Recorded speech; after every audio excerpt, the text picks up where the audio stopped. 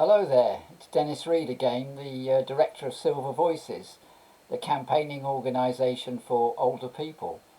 In this video I'm going to tell you the truth about the switchover of traditional copper wire based landlines to digital telephones which depend on the provision of the internet. This is a truth that you won't find from any other organisation. The government won't say it. The telecom companies won't tell you the truth, and the charities and other pensioners' organisations are all somehow scared of taking on the telecom giants, but we in Silver Voices are not. Now this programme to switch over landlines to internet-based phones is due to be complete across the whole of the UK by January 2027. It was previously 2025 was the deadline for doing this, but the programme has had to be paused on a couple of occasions because of great safety concerns about the switchover. Those concerns have not gone away, and in fact the rollout is due to recommence this month. Forcible, compulsory, not a voluntary exercise, without proper safety measures being in place, which is why Silver Voices opposes it extremely strongly. The nub of the issue, before I get on to a bit more of the detail, the nub of the issue is that internet-based phones are not as reliable as traditional landlines. So if there is a power cut, or there is an internet outage, which there is, as you know, on many occasions, then the telephone will not work. And if you need the telephone to make an emergency call, you will not be able to do so while the power is down. But of course, if you have a traditional landline, then normally during a power cut, that landline will continue to operate if there is an emergency. And many older customers, millions of older customers and other vulnerable people rely on their traditional landline for a number of reasons. They might have a personal alarm, they might have an intruder alarm.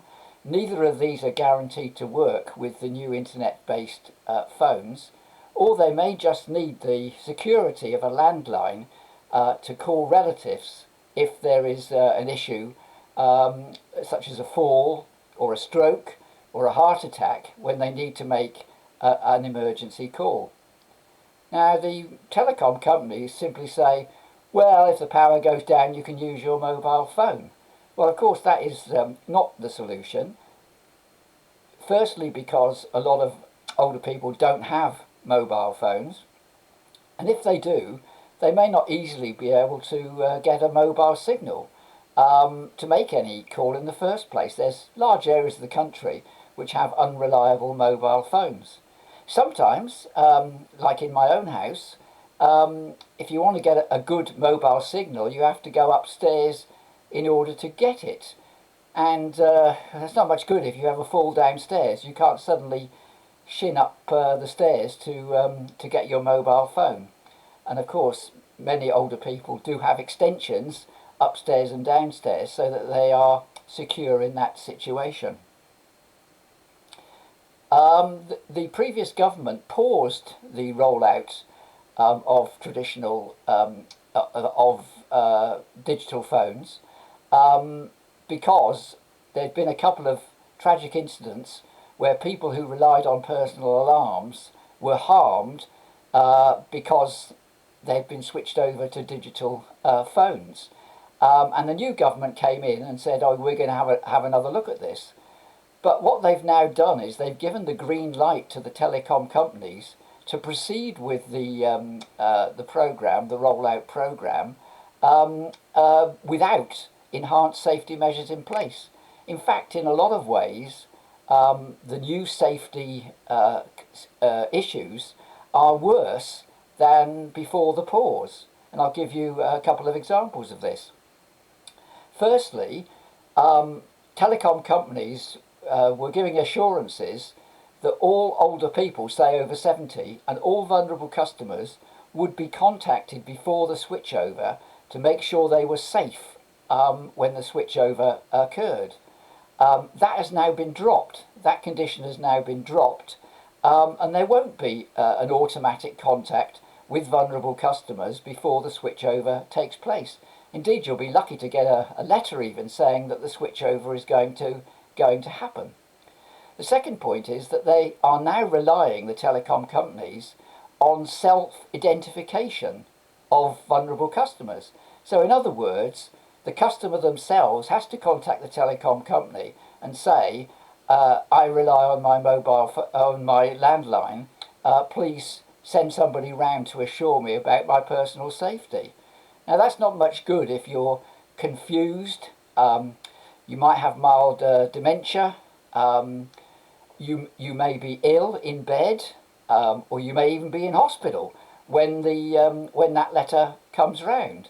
So unless you actually contact the telecom company or a relative does it on your behalf, then suddenly you'll find, first of all, that your landline has been switched off, and secondly, probably there'll be a router in a box from the telecom company outside your front door or your back door or in a garage or somewhere, which basically you've got to set up yourself in order to get the internet-based phones working. Now, none of that is satisfactory at all. The other point is that the telecom companies say, oh, well, if you rely on your landline, then we'll send you a battery backup, so that if there is a power cut, you'll be able to keep the internet going for a while at least. But that doesn't stand up either, because those batteries only usually provide 1 hour of backup, and of course many power cuts are far longer than that. Sometimes they even last days. Now the government has said weekly to the telecom companies, well, we want you to improve the life of those battery backups. Well, they haven't said how long the battery backups are supposed to last for. There's no sort of guideline on that. And secondly, they're not making the rollout conditional on battery life being improved. So that's a bit of a dead duck as well in terms of conditions that the telecom companies have to face. Now, telecom companies have been promising for years that there would be other technological advances which would make the internet-based phones more reliable, and that is to have powered alternatives. And there are two ways of doing this.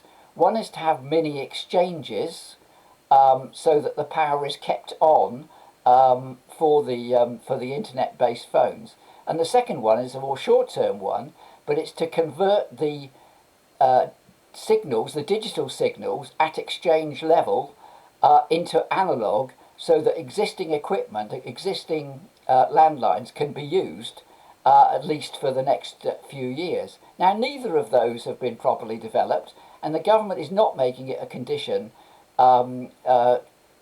before the rollout recommences.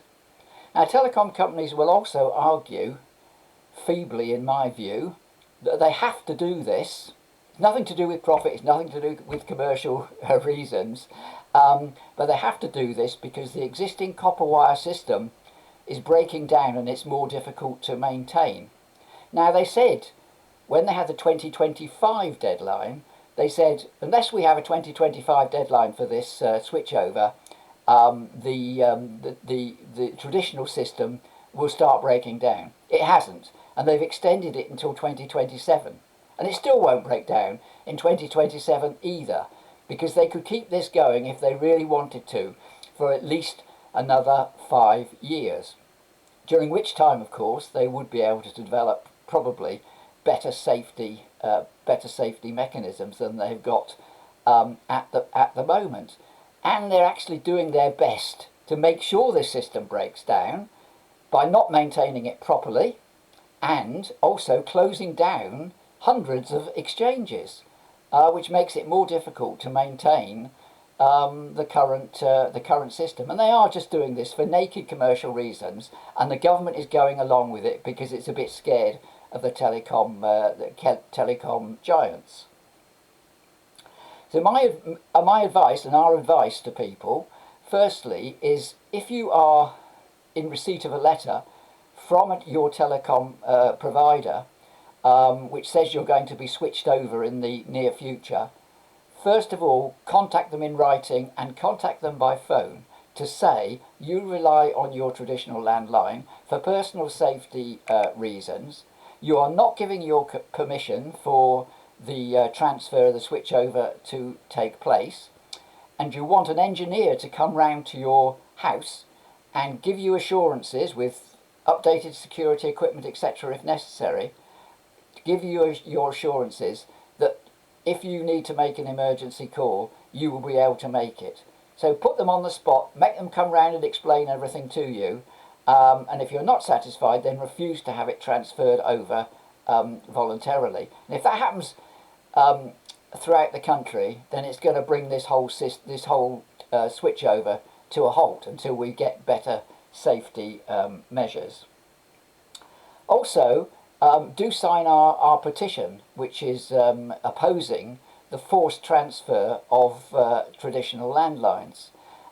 You'll find the description of this video has got the link in there, but if you just want to do it quickly, then put in your browser change.org and then put keep Heather safe, and that should get you to the petition. If we get a lot of signatures on that, again, that will put pressure on the government and it will raise the public profile of this issue.